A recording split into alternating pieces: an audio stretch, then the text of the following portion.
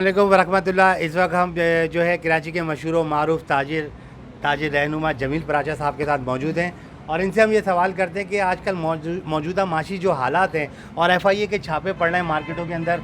अभी आपने देखा लास्ट टाइम बोल्टन मार्केट में पड़ा, जामा किलात पे लगा, कल जो है कारों की जो मार्केट है वहाँ लगा। तो इस बारे में आप क्या कहना चाहेंगे, आपका मौक़िफ़ क्या है? देखिए, सबसे पहली बात तो ये है कि मैं ये इन लोगों से सवाल करना चाहता हूँ कि मुझे ये बताएं कि जब स्मगल शुदा माल बॉर्डरों से आता है, 23 चेक पोस्टें हैं जहाँ से गुजर के माल आना है, तो उन चेक पोस्टों पे माल क्यों नहीं पकड़ा जाता? वहाँ कौन से राशि अफसरान हैं जो उस माल को रोकते नहीं हैं और उस माल को आगे बढ़ने देते हैं?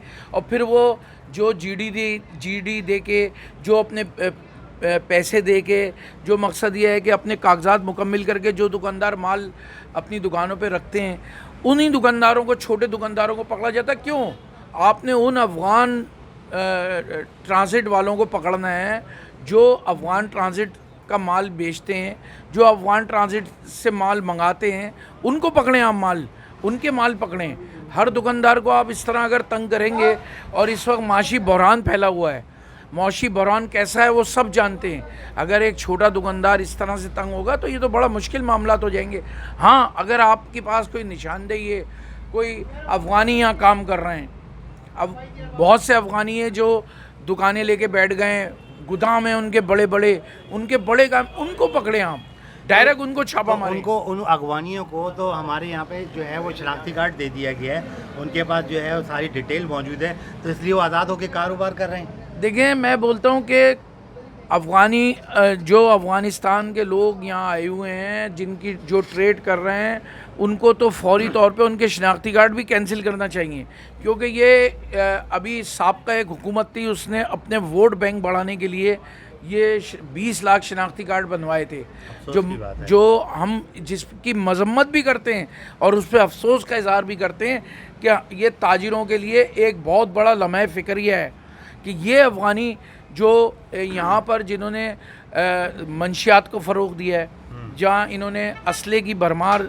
जिनकी वजह से हो गई, उन लोगों को रोका जाए, उन लोगों को पकड़ा जाए।